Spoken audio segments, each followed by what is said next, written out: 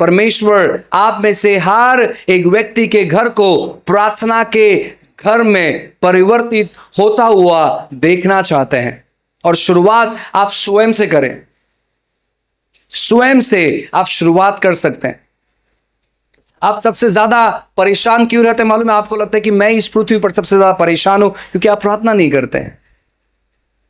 आपको क्यों ऐसे लगता है मालूम है? क्योंकि मुझे कोई नहीं समझता है, क्योंकि आप प्रार्थना नहीं करते। क्योंकि जो व्यक्ति प्रार्थना करता है वो यह जानता है कि परमेश्वर मुझे समझता है और मुझे लोगों की जरूरत नहीं है कि लोग मुझे समझे।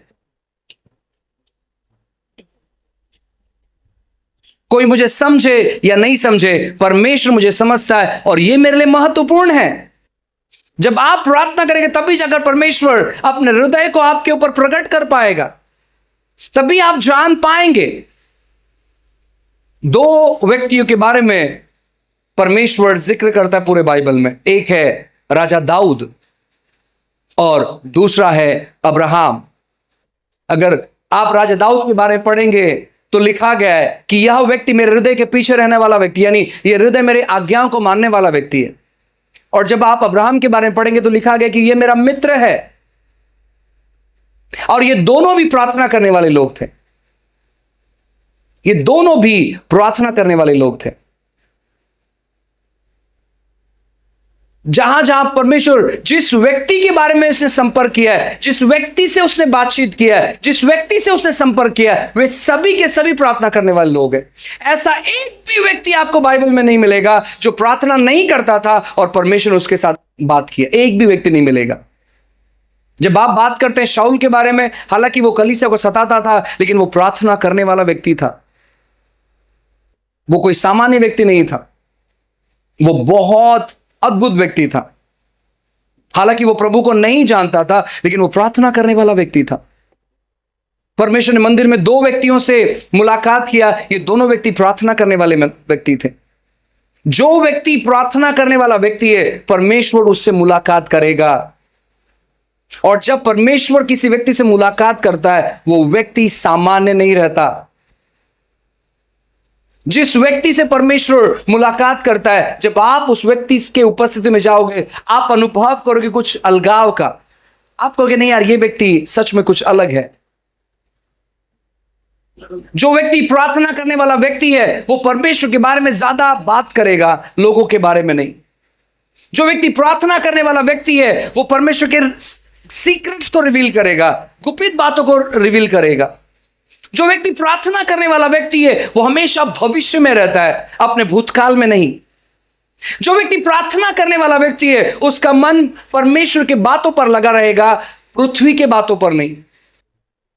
जो लोग जो बाइबल में जिन्होंने प्रार्थना की है, जब आप उनके बातों को सुनेंगे, समझेंगे, आप देखेंगे कैसे परमेश्वर इन लोगों के जीवन में कार्य किए हैं।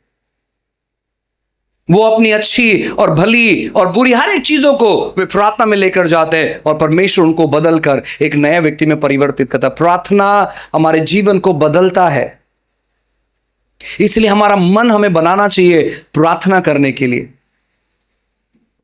किसी ने एक महान सेवक को पूछा, बिली ग्राहम को, कि आप क्या करना चाहोगे जब प्रभु आपको दोबारा मौका देगा सेवकाई करने के लिए। वो अपने लगभग 90 के उम्र में था। वो कहता है कि अगर परमेश्वर मुझे दोबारा मौका देंगे सेवकाई करने के लिए, तो मैं अपना ज्यादा समय प्रार्थना में बिताऊंगा। हालांकि वो दुनिया का सबसे बड़ा सुसमाचार प्रचारक है। जितनी आत्माएं उस व्यक्ति ने जीता है, उतनी आत्माएं किसी ने नहीं जीती। इतना अद्भुत व्यक्ति, लेकिन वो क्या कहता है, मैं बाहर कम जाऊंगा और मैं प्रभु के साथ ज्यादा समय बिताऊंगा। प्रार्थना इतना महत्वपूर्ण है।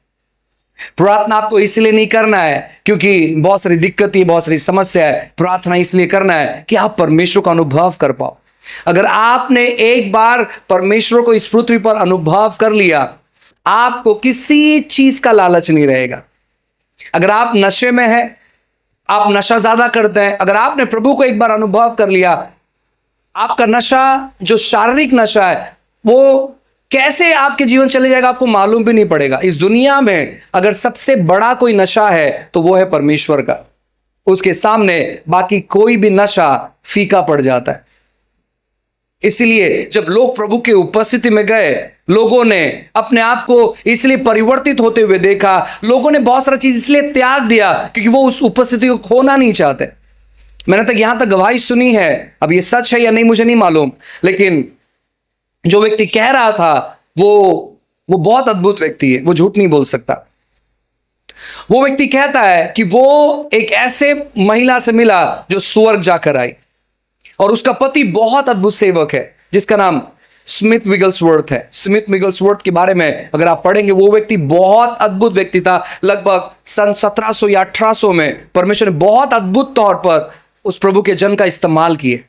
अब उसकी पत्नी अचानक, जब वो सभा में रहता है, उसकी पत्नी मर जाती, वो घर पर आता है, उसकी पत्नी वैसे दीवार पर खड़ा करता है, यानी दीवार से चिपका कर खड़ा करता है और कहता है यीशु के नाम से वापस आ। और जैसी वो आती है, उसका आत्मा जैसे उसके शरीर में आता है, वो उसकी पत्नी उसे जोर से चाटा लगाती है और कहती है कि मुझे क्यों इस पृथ्वी पर बुलाया, मैं स्वर्ग में प्रभु के साथ में थी। और फिर कुछ समय उनके साथ वो रहती है और वापस वो अपने शरीर को छोड़ देती है। ये व्यक्ति कहता है कि ये प्रभु के जन ने उसके साथ, उस प्रभु के जन के साथ वक्त बिताया और उसका स्टोरी उन्होंने सुना। उस महिला से वो मिले और वो उसके अनुभव को बताते हैं कि स्वर्ग कितना सुंदर है। जब भी परमेश्वर अगर आपके साथ वो मुलाकात करते हैं, आपके सबसे दर्दनाक स्थिति में, वहां पर आप स्वर्ग को अनुभव करेंगे। स्वर्ग क्यों स्वर्ग माना जाता है मालूम है? क्योंकि वहां पर परमेश्वर की उपस्थिति भारी मात्रा में है। जहां पर परमेश्वर की उपस्थिति नहीं है, वो जगह मानो बहुत दर्दनाक है और इसलिए उसे नरक कहा जाता है। अगर आप इस पृथ्वी पर एक प्रार्थना करने वाले व्यक्ति है और अगर आपने परमेश्वर को अनुभव किया, तो मैं आपसे कहना चाहता हूं ना, आप स्वर्ग को अनुभव करेंगे। इस पृथ्वी पर आप महसूस करेंगे कि सच में प्रभु कितना अद्भुत है। आप सच में महसूस करेंगे मुझे इस दुनिया से कुछ लेना देना नहीं है, मुझे पैसों से कुछ लेना देना नहीं है, मुझे मेरे नशाओं से कुछ लेना देना नहीं है, मुझे किस लोगों से कुछ लेना देना नहीं है, मैं बस परमेश्वर की उपस्थिति में रहना चाहता हूं। आपको ऐसा लगेगा मुझे व्यवसाय नहीं करना है, मुझे काम नहीं करना है, मैं बस प्रभु के उपस्थिति में बैठना चाहता हूं। इतना सुंदर वो उपस्थिति। और जो व्यक्ति उस उपस्थिति को अनुभव करता है, वो व्यक्ति का जिंदगी पूरी तौर पर बदल जाता है। पूरी तौर पर परमेश्वर की एक छोटी सी उपस्थिति आपके जीवन में बड़े बदलाव को लेकर आ सकती है। परमेश्वर ने शाऊल को दर्शन दिया और शाऊल का जीवन, जो हत्यारा था, जो लोगों को मारता था, वो व्यक्ति अपना जान देने के लिए तैयार हो गया। वो व्यक्ति अपना जान परमेश्वर के लिए कुर्बान करने के लिए तैयार हो गया। प्रार्थना करने वाला व्यक्ति इस दुनिया में परिवर्तन लाएगा, केवल अपने ही जीवन में नहीं, लेकिन वो दुनिया में परिवर्तन लाएगा। अगर आप एक प्रार्थना करने वाले व्यक्ति में खुद को परिवर्तित करते हो, तो मैं आपसे कहना चाहता हूं ना, परमेश्वर बहुत सारी चीजें आपके जीवन में करने जा रहा है। अगर आप एक प्रार्थना करने वाले व्यक्ति में खुद को परिवर्तित करेंगे, आप देखेंगे परमेश्वर की बातों को आपके जीवन में अनुभव करते हुए। अगर आप प्रार्थना करने वाले व्यक्ति में खुद को परिवर्तित करेंगे, आप योजना करेंगे प्रार्थना करने के लिए, तो परमेश्वर बहुत सारी चीजों करेगा। आपको हर एक परेशानी से बाहर लेकर आएगा, आपके पापों से आपको बाहर लेकर आएगा, आपकी दुविधाओं से आपको बाहर लेकर आएगा, आपके बीमारियों से आपको बाहर लेकर आएगा, आपके गलत आदत से आपको बाहर लेकर आएगा, आपकी स्थितियों से आपको बाहर लेकर आएगा। अगर आप प्रार्थना करने के लिए चुनाव करते हैं, मेरा घर प्रार्थना का घर कहलाना चाहिए, ऐसे यीशु कहते हैं। मेरा मंदिर प्रार्थना का मंदिर कहलाना चाहिए, ऐसे यीशु कहते हैं। और आप यीशु के मंदिर हो। अगर आप प्रार्थना करना चालू करेंगे, गंदगी अपने आप साफ होना चालू हो जाएगा, चमत्कार अपने आप होना चालू हो जाएगा। ये जब यीशु मसीह जब स्टेटमेंट देते हैं कि मेरा घर प्रार्थना का घर होना चाहिए,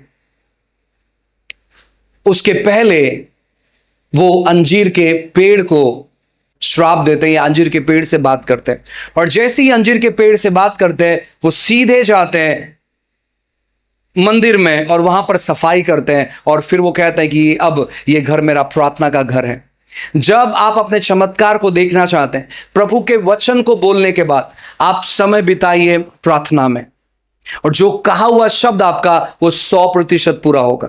क्यों लोगों के कहे हुए शब्द पूरा नहीं होते मालूम है? वो बस शब्द कहते चले जाते हैं, लेकिन उन्होंने समय नहीं बिताया प्रार्थना करने के लिए। यीशु ने कहा इसके बाद इस पेड़ से कोई नहीं खाएगा। उसके बाद वो मंदिर में गए, उन्होंने मंदिर को सफाई किया, वहां पर उन्होंने प्रार्थना लिया, और जब दोबारा वहां से निकले उस पेड़ के पास पहुंचे, उनके लोगों ने कहा हे आपने कल बात किया था इस पेड़ से कि ये पेड़ से कोई नहीं खाएगा, ये पेड़ जड़ से सूख गया है।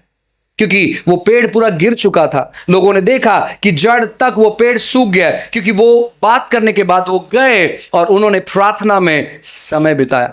आप आपके जीवन में जो चीजें चाहते हो वो बोलने के बाद आप प्रार्थना में समय बिताओ, और देखो वो चीजें परमेश्वर पूरा करेगा आपके जीवन में। हालेलुया। आइए हम सब लोग खड़े हो जाएंगे।